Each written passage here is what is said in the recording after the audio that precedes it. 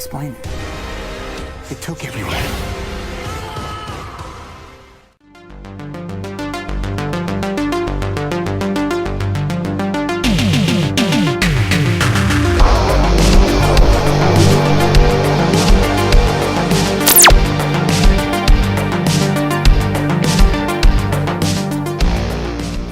We are talking about the movie Beyond Skyline, which comes to us on digital HD on the 15th of December and then DVD and Blu-ray on the 8th of January. Now this one stars Frank Grillo, who you may know from Captain America the Winter Soldier, and of course the Purge series where he played the best damn Punisher, I think.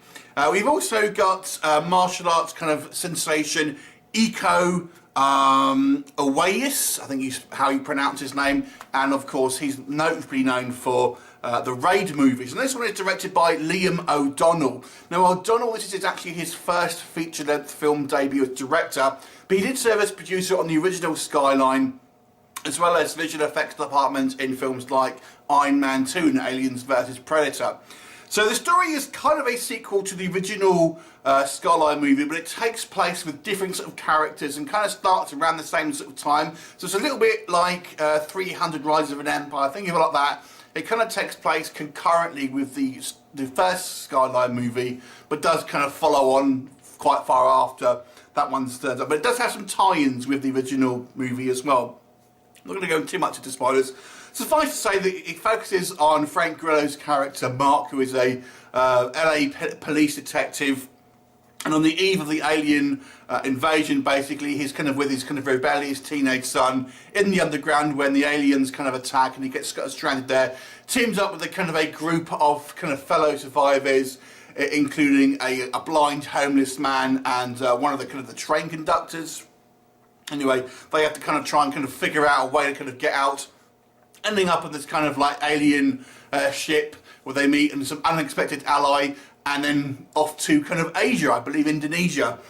So I won't go too much into the plot. Suffice to say, it's a very fast-paced movie with lots of actions, lots of explosions, and martial arts versus aliens. Who doesn't want to see that? So let's talk about what works and what doesn't work with Beyond Skyline. We'll go with the good stuff first of all. I've got to say, for a kind of medium budget science fiction movie, this movie is pure spectacle. It's so much fun, but in a kind of cheesy way. I mean, it really does. It's one of the most fast-paced kind of like science fiction action films I remember seeing. Once it kind of starts, it doesn't kind of let up. And the movie actually kind of has really two separate tones, I would say. The initial part of the movie is certainly a kind of a more serious tone, more dramatic and kind of more scary, where we see the kind of the people getting sucked up. If you haven't seen this film, well, you don't really need to, because it does kind of catch you up. It will kind of be a little bit scary. I think the effects as well, with the kind of the aliens kind of sucking all the humans out that kind of look into the light, are fantastic. It's visually spectacular. And you know, there are some fantastic kind of looking aliens as well, all who kind of light up and look kind of quite cool at the same time. Then we kind of go into the second half movie, and this really, where it reminds me of the 1990s Mortal Kombat movie. It goes into kind of pure cheesy spectacle, but it's not without its fun. However, it's proper kind of kick-ass, balls-to-the-wall action when we kind of get into that kind of second half of the movie. I'm a big fan of Frank Grillo, actually. He's fast becoming kind of one of my favourite kind of action heroes, and it doesn't disappoint here, but all the supporting cast here are pretty decent as well. And it actually has some quite emotional payoffs, which I was quite liking as well. And having seen the first movie, I did like the way it kind of ties in with that and kind of expands upon the mythology. And let me tell you, this movie does actually kind of set up a huge kind of like world building, you know, expansion where this movie and franchise maybe could go in kind of future installments.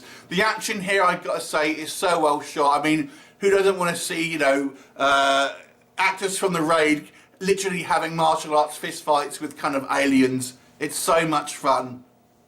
And I really kind of liked all the kind of the alien tech and the designs. And for the most part, I would say 70%, 75% of the time, the effects look absolutely fantastic and mind-blowing. Any niggles I have, the other 25% of the time there are kind of shortcomings on some of the visual effects. Obviously it's a lower budget, not a low budget film, but a lower budget than your typical kind of like Hollywood blockbuster. So we do see some kind of fairly obvious composite shots, use of green screen and stuff like that, which you kind of will notice from here and there. Not all the time, I don't think the majority of the time the effects absolutely look very good. But there are just a few shots here and there where it kind of clearly does look like special effects.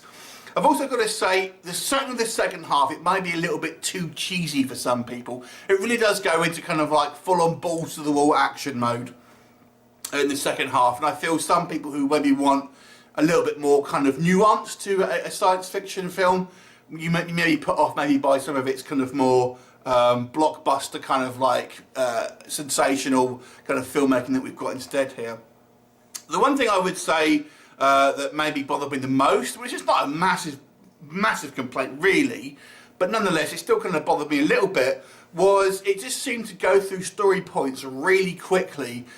People kind of come to conclusions and kind of get to the kind of the next plot point in a very kind of short space of time, and people don't seem to react maybe to things, and the actual sense of time seems a little bit askew as well. I mean, how long are these things meant to be happening? Because people seem like they've been, when we get to the agent scenes, for example, people see that they've been there doing it for ages, but we were told it's only kind of 2 days. Where are they eating? There's no ton of them ever eating and stuff like that. And there are just a few little kind of like inconsistencies of maybe some of the plot bits, and then when they kind of like barrel through some of these kind of plot points to kind of get to the next action scene.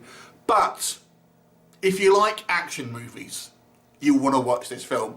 If you like things like Independence Day, you want to watch this film, because it's very much in that vein of just like spectacle, aliens, special effects, kick-ass action, and some quite kind of good performances as well, and memorable characters, which is, I feel, is maybe the more important thing. If you like highbrow sci-fi, if you like your 2001 Space Odyssey, Star Trek the Motion Picture, then I would say maybe this movie may not be for you. But if you like things like Independence Day, the more compact, that's not maybe not be. I like that movie. You like this film because it is a lot of fun, and it's definitely one I kind of want to get Steelbook for. The special effects are great, and it really does kind of maybe open up to a really interesting universe that maybe kind of we want to explore further. And it actually has quite a fun little behind the scenes thing in the credits as well, where you see how difficult these alien things were to kind of play by the actors. It's quite fun. Anyway, I gotta say, I kind of enjoyed this movie quite a lot. I'm gonna give it an 8 out of 10. Have you seen it? What did you think of it? Leave me a comment, and I look forward to seeing you next time. Bye for now.